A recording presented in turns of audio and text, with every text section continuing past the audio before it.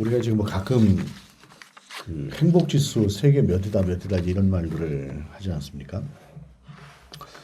최근 이제 2021년도에 조사한 통계를 보면 우리 한 50위쯤 된다고 합니다. 세계 행복지수가 50위쯤 된다고 하는데 어떤 분들은 뭐 높다고 생각하실 수도 있겠고 또 어떤 분들은 너무 낮다고 생각하실 수도 있을 텐데 제가 이제 그 얘기를 듣고 나서 가만히 생각해 봤을 때 야, 우리가 먹고 살 만한 문제도 과거보다는 많이 좋아졌는데 우리는 왜 이렇게 맨날 그 한 50위 정도밖에 안 될까 그렇게 생각을 했어요. 그랬더니 세부 항목을 들여다보면은 그 이제 답이 좀 나오는 것 같아요. 뭐냐면 세부 항목에서 경제 지수나 이런 것들로 인한 이제 만족도 같은 건 확실히 이제 올라갔습니다. 50위보다 많이 올라가 있는데 이제 까먹는 부분 있잖아요. 그래서 전체적으로 까먹는 부분이 있는데 그 부분이 어떤 부분이냐면은 쉽게 얘기하면 이런 부분이에요. 어제 행복했습니까? 라고 물으면 행복하지 않다 그런대요. 어제 행복했습니까? 물으면 행복하지 않다 그런대요. 그 다음에 또 이게 상당히 중요한 문제인데 내가 어려움을 당했을 때에 그 어려움을 안고 찾아가서 도움을 구할 상대가 있습니까? 라고 물을 때 없다 그런대요. 여러분, 행복했던 기억이 별로 생각이 안 나고 그리고 내가 어려움을 당했을 때에 찾아가서 누군가에게 도움을 청할 사람이 딱 떠오르지 않는다. 사실 그거는 굉장히 불행한 사람일 것 같아요. 근데 우리가 가만히 생각을 해보면은 너무 그것들을 잊고 사는 것이 아닌가라고 하는 생각을 합니다. 제가 얼마 전에 지난주에요. 지난주에 어딘가를 지나가는데 그때 차도 없을 때죠. 한 녀석 앉고 한 녀석 없고 이러고 볼일을 보러 갔던 장소가 있었어요. 그것을 지나갈 일이 생각났는데 내 가슴이 갑자기 따뜻해지더라고요. 그때를 생각하니까.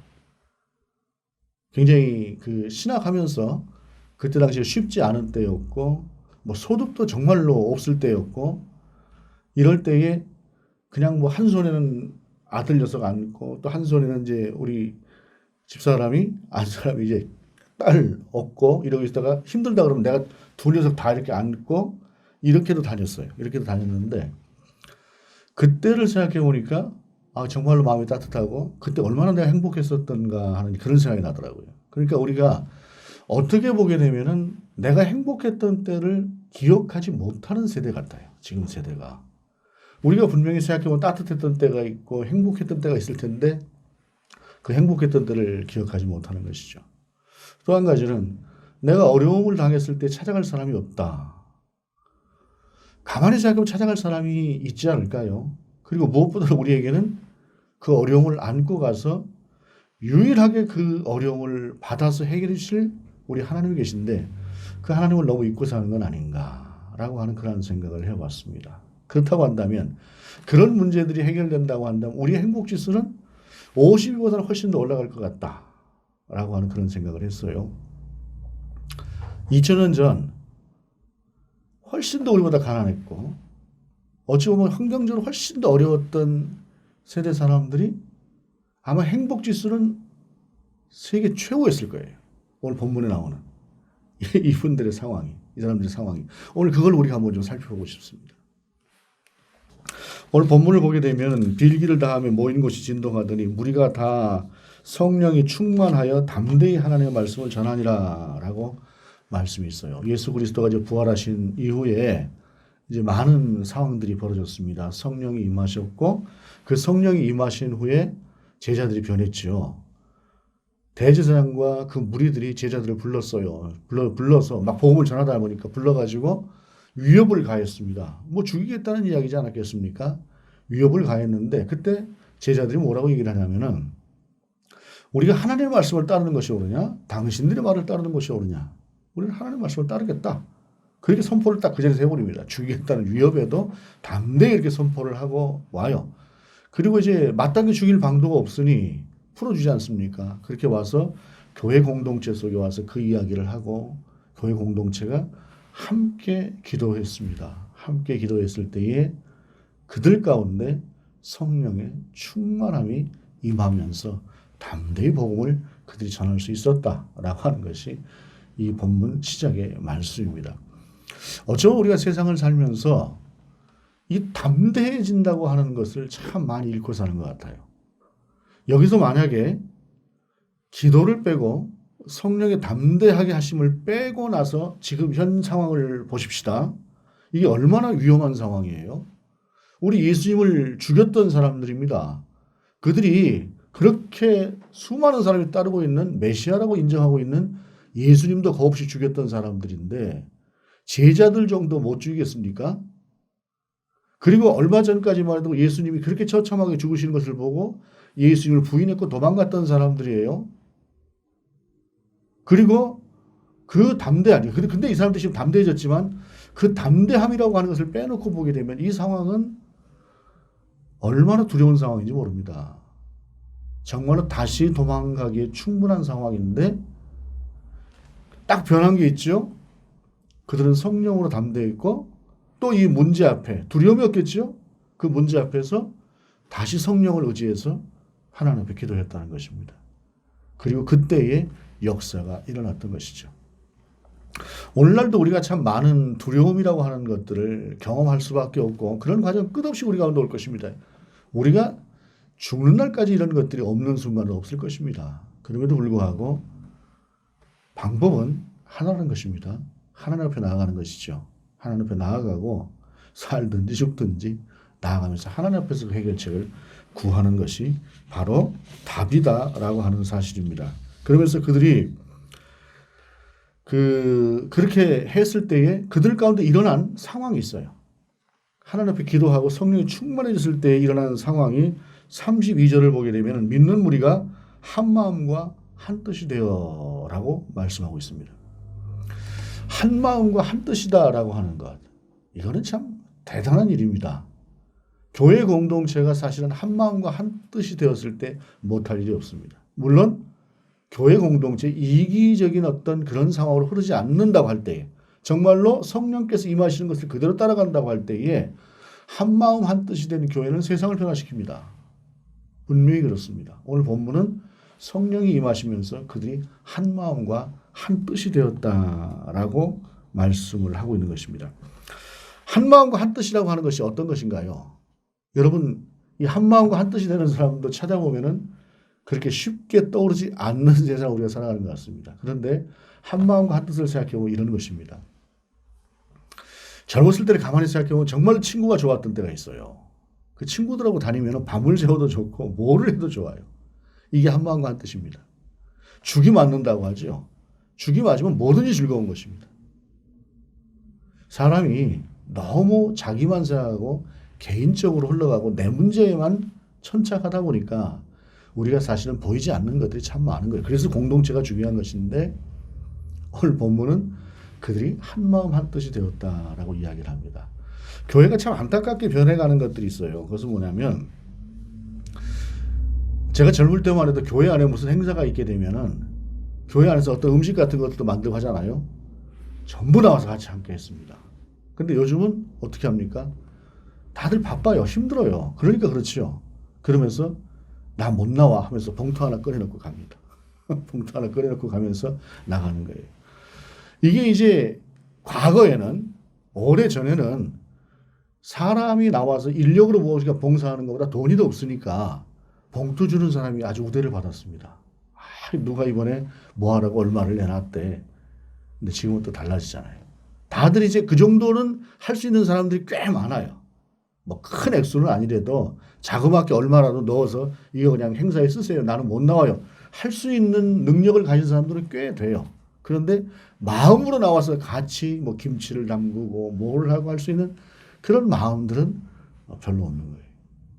물론 옛날이라고 다 좋았던 건 아니에요. 하다 보면은 뭐 이렇게 만들어서 그냥 자기 집에 간다고 몰래 이렇게 챙겨나가기도 하고 뒤에서 또 저 사람은 말이야 뭐 해놓고 그냥 자기 집에 뭐 가져간다고 쑥덕거리기도 하고 그래도 그때는 따뜻함이 있었어요.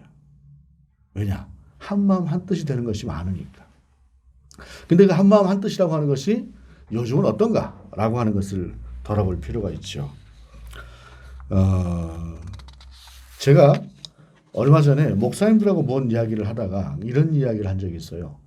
어떤 분하고 제가 좀 갈등이 있어서 갈등이 있어서 그 갈등이라고 하는 것이 막 서로 미워하고 하는 그런 문제가 아니라 일을 하다 보니까 자연스럽게 내가 생각하는 방향이 있고 그분이 생각하는 방향이 있고 하다 보니까 그 사이에 충돌이 생기는 거예요.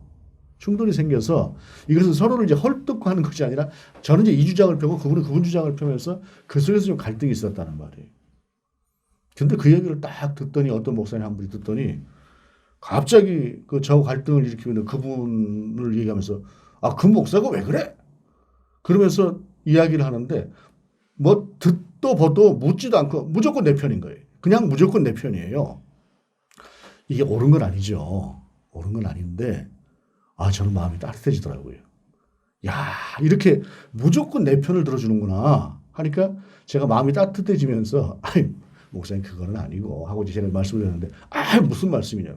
우리 조 목사님이 틀릴 사람이 아닌데 이렇게 이야기를 해요. 그러니까 참 그러면서 그 따뜻하다는 느낌을 받았는데 한마음 한뜻이라고 하는 거는 이런 것과 같이 통하는 것입니다. 서로가 서로에게 이렇게 한마음 한뜻이 되었어요. 성령이 충만함이 와서 한마음 한뜻이 되면서 일어날 수 없는 일이 일어났습니다. 일어날 수 없는 일이 그것이 뭐냐면 유무상통이라고도 하는 것이에요. 네건 내 것을 따지지 않고 서로 나누는 것이에요. 서로 필요해 보이면 그냥 내 거 갖다 주고 하는 것이에요. 여러분 이게 보통 해가지고 되는 것이 아닙니다. 모든 물건을 서로 통용하고 자기 재물을 조금이라도 자기 것이라 하는 이가 하나도 없더라. 여러분 요즘 세상에 부모 자식 간에도 돈 문제 가지고 싸우는 사람들이 꽤 많습니다. 형제 간에는 뭐 예전부터 그랬고 재물이라고 하는 것은 서로 내 것 내 것이 없이 서로 통용했다라고 하는 것은 이 시대가 얼마나 성령이 충만했는가라고 하는 것을 보여주는 것입니다. 제가 오래전 이제 기억이 있어요. 제가 고등학교 다닐 때 일입니다. 고등학교 다닐 때 일인데 특별히 저하고 이제 좀 가깝게 지내던 친구 중에 한 친구가 저를 많이 사랑해 준 친구가 있었어요. 그 친구는 집안이 좀 제법 괜찮았습니다. 제가 고등학교 다닐 때 고등학교 1학년 때인데 그때 이게 70년대죠. 고등학교 1학년 때인데 그 친구 집에를 놀러를 갔는데 식당을 했습니다. 처음으로 제가 삼겹살이라고 하는 걸 구워 먹어봤어요. 고기는 그냥 뭐 어디 그 김치찌개 같은 데를 좀 넣어서 돼지고기 한 점 먹지 고기를 그렇게 구워 먹는 걸 제가 처음 구워 먹어봤습니다. 돼지고기를 딱 굽고 그걸 소금장에 찍어서 기름장에 찍어서 마늘 넣고 파무침 넣고 상추에 싸서 이렇게 딱 먹는데 신세계 같더라고요. 신세계 같은데 그 뒤로도 그 친구하고 저하고 3년 이상을 지내면서 단 한 번도 제가 그 친구에게 무엇인가를 사준 적이 없습니다. 100% 그 친구가 저에게 사줬습니다. 이유가 뭔지 아십니까? 그 친구가 저를 그만큼 좋아했어요. 그 친구가 저를 그만큼 좋아했고 그 다음에 또 하는 얘기가 야, 너보다는 내가 더 잘 살잖아. 이게 이유였습니다. 그 친구는 무엇을 먹든 무엇을 하든 제가 무엇인가 한 번쯤 내보려고 해도 절대로 제 기억에 3년 동안을 지내면서 단 한 번도 10원 한 장도 제가 그 친구에게 뭘 사본 적이 없습니다. 그렇게 지냈었습니다. 한 마음과 한 뜻이 된다고 한다면 이런 결과가 나오는 것입니다.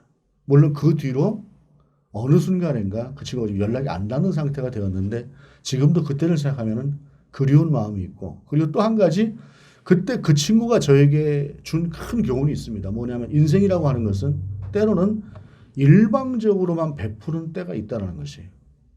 그리고 하나님께서 그런 기회를 내게 주셨다고 한다면 그것을 가지고 몇 년 동안을 내가 대접했는데 한 번도 나에게 이런 생각을 하지 말고 살아야 된다라고 하는 그런 큰 교훈을 그때 제가 얻었습니다.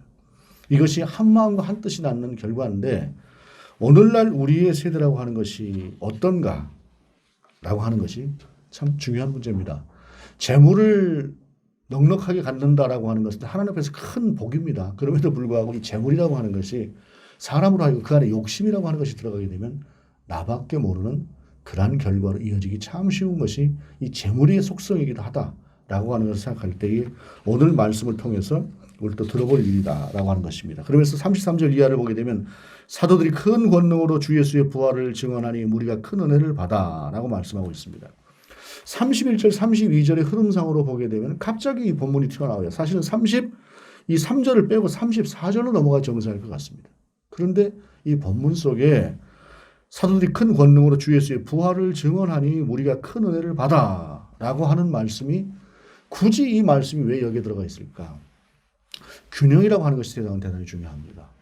세상에 그리스도인들이 지향하는 점이 한쪽으로 좀 치우치는 경향이 없지 않아 있습니다. 어떤 분들은 기도하고 성령 충만한 것만 대단히 중요하게 생각을 합니다.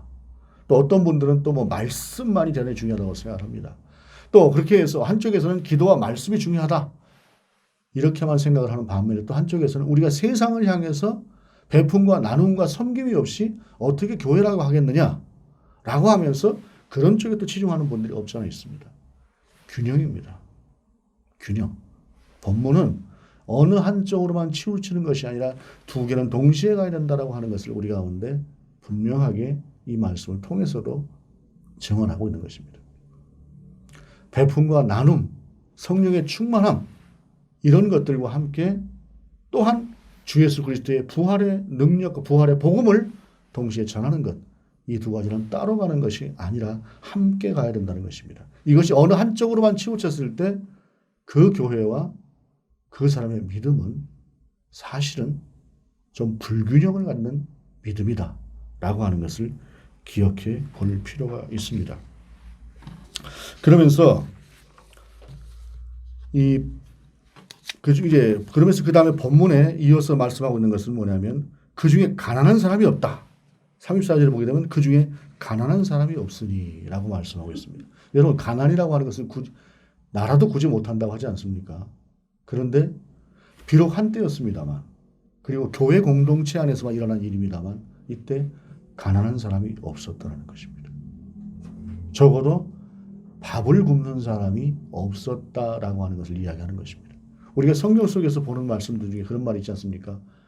내일 일은 내일 걱정해라. 내일 먹을 것을 내일 걱정해라.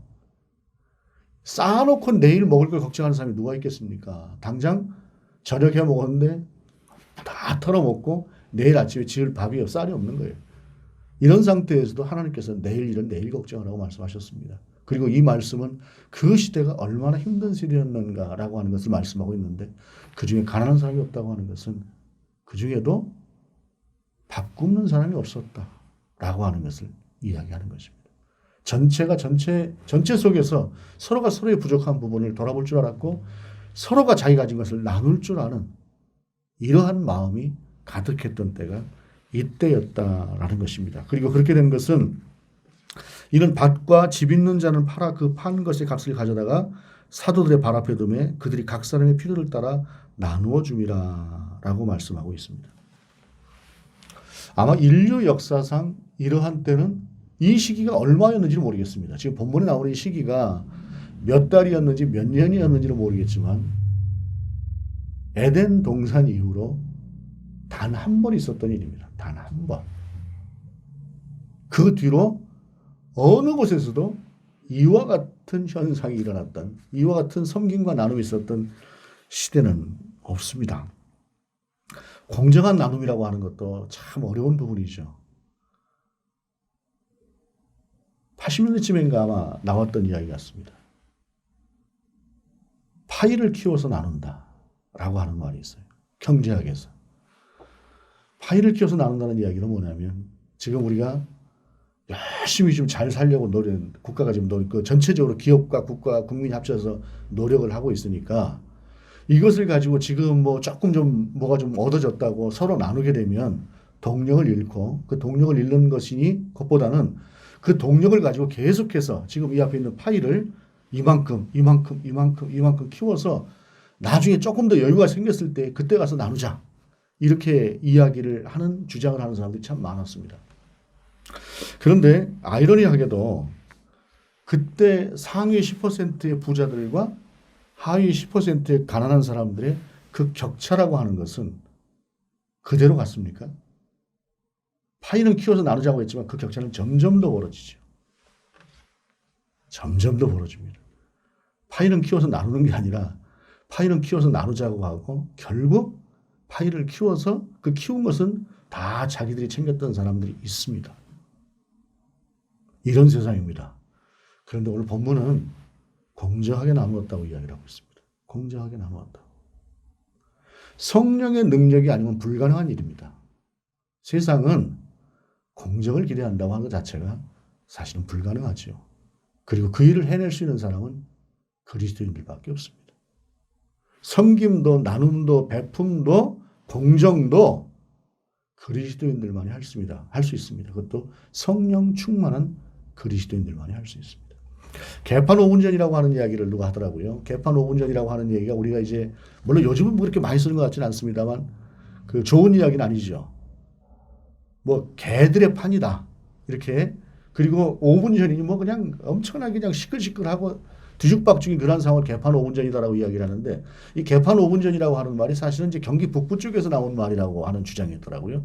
그래서 뭐냐면 개판이라고 하는 것은 연다라는 게 판을 연다라고 하는 말인데 과거 이제 경기 북부 지역 쪽으로 이제 그런 것들이 많았다고 해요. 굶고 하는 사람들이 많으니까 무엇인가 먹을 것을 가지고 와서 먹을 것을 이제 가난한 사람들에게 나누어 주는 이제 그런 시간인데 그 시간이 되고 나면은 그 이제 그 판을 가지고 와서 뭘 가지고 와서 그 판을 이제 딱 열기 전에 5분 전에 종을 땅 친답니다. 열기 전에 5분 전에 땅 종을 치면 이제 5분 후에 나눠준다는 얘기인데 그때부터 난리가 난다는 것이죠. 서로 그냥 와서 줄을 그냥 줄이고 뭐고 그냥 아기 다툼을 벌인 것처럼 와서 내 거 찾아가겠다고. 그렇게 해서 개판 5분 전이라고 하는 것은 우리가 생각하는 것처럼 일반적으로 생각하는 것처럼 뭐 개들이 막 이렇게 하는 그런 판이 아니라 판을 열기 5분 전 난리가 나는 그러한 점. 사람이라고 하는 것은 대부분이 그래요. 있어도 그렇고 없어도 그렇고 자기 중심으로 갈 수밖에 없습니다. 그런데 이 시대에 그런 일이 일어났다라고 하는 사실입니다. 무엇이 이런 일들을 일어나게 하는 것일까요? 그것은 서두에도 말씀드렸지만 예수 그리스도의 부활과 성령의 능력만이 이 일들을 행하게 만듭니다. 얼마 전에 지난주입니다. 지난주에 전주 어느 교회의 목사님이 간증을 하셨어요. 간증을 하셨는데 제가 간증을 듣다 참 야, 저런 역사도 오늘날 시대에 일어나는구나 하는 생각을 했습니다. 그분이 자기가 이야기를 하는데 자기는 이제 IQ가 89래요. 89니까 뭐 이렇게 좋은 IQ는 아니지 않습니까?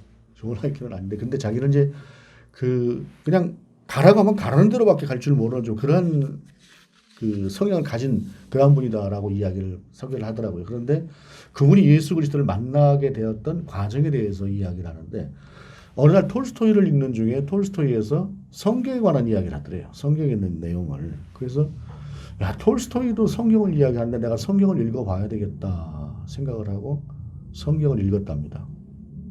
성경을 처음부터까지 쭉 읽었대요. 이렇게 쭉 읽었는데 어느 날 성경에서 죄에 대해서 이야기를 하더래요. 죄에 대해서. 그래서 그 죄라고 하는 것을 내가 아무리 생각해봐도 지금까지 잘 살아왔는데 무슨 죄인가 이 부분이 해결이 안 됐대요. 근데 그런 중에 본인이 이제 그 죄라고 하는 것을 그래도 이제 해결해야 된다. 톨스토이도 성경을 이렇게 귀한 것으로 생각을 하는데 성경이 죄의 문제를 해결해야 된다고 이야기를 하니 내가 이 죄의 문제를 해결을 해야 되지 생각을 하고 어느 순간인가 비누를 물에다 이렇게 풀어서 마셨답니다. 내 죄를 좀 깨끗하게 씻으려고. 한 번도 아니고 4번이나 그렇게 했답니다. 내 죄를 좀 씻어내야지. 그런데 여러분, 이 어리석은 것 같은 행동이 하나님께로 향하는 마음이지 않았겠습니까? 그리고 그 속에서 하나님을 만났다. 그리고 그가 그리스도인이 되었고 목사가 되었고 지금 하나님을 향해서 최선을 다하고 있는 목사로 살아가고 있다고 합니다. 여러분 성령의 역사는 정말로 다양합니다. 오늘 본문에 나오는 이러한 상황, 이러한 것들은 현실적으로 사실상 불가능한 이야기입니다. 누가 이렇게 하겠습니까? 그리고 혼자서 이렇게 한다고 되는 것도 아닙니다. 한 공동체가 적어도 그런 마음을 가지고 나갈 때에 가능한 이야기는 합니다만 우리가 현실적으로 주위에 이런 교회가 있다라고 하는 이야기도 들어보지 못했습니다. 우리 교회도 그렇게 되는 것 자체가 아마도 불가능하지 않을까 싶습니다. 저부터도 그런 그릇이 되지 않는 사람이기 때문에 그렇습니다. 그런데 중요한 것은 이것이 그러나 단순하게 이상일 뿐입니까? 아니죠. 이것은 거울입니다. 이 거울은 이 거울에 비추어서 나는 어떤가를 돌아볼 수 있는 하나의 기준이 될 수 있는 부분이다라고 하는 사실입니다. 그리고 그것은 내가 노력해서 되는 문제가 아니다라는 것이죠. 내가 하나님과 가까워지는 것입니다. 하나님께로 한 걸음 한 걸음 더 나가고 부활하신 예수 그리스도와 함께 살아가는 것입니다. 그리고 그때에 우리는 조금씩 조금씩 이러한 모습을 닮아갈 수 있을 것입니다. 왜입니까? 부활은 주님만 부활하신 것이 아니라 우리의 부활이기 때문에 그렇습니다. 부활은 우리 가운데 함께하는 죽어도 살겠고 살아서 예수 그리스도를 믿는 자는 영원히 산다고 하는 그 부활은 미래형이 아니라 현재형이기 때문에 그렇습니다. 그 능력이 저와 여러분 가운데 함께할 때에 부활의 주 예수 그리스도로 말미암은 역사는 2000년 전에 그 인간의 욕망을 잠재워버리고 이런 놀라운 공동체를 이루었던 것처럼 또 다른 모습이겠지만 우리 가운데 그 부활의 능력으로 임하게 될 것이다라고 하는 사실입니다.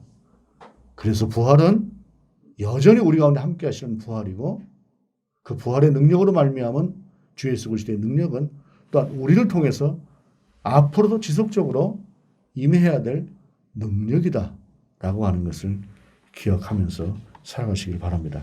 비록 본문의 상황이 한때였으나 그러나 지금도 여전히 그 역사의 어떤 결과물이라거나 방향은 다를지라도 그 역사는 동일하게 우리 가운데 일어난다고 하는 사실을 기억하면서 우리 하나님 앞에서 성령의 사람으로 예수 그리스도의 부활의 사람으로 살아갈 수 있기를 주 예수 그리스도의 이름으로 축복합니다. 기도하시겠습니다.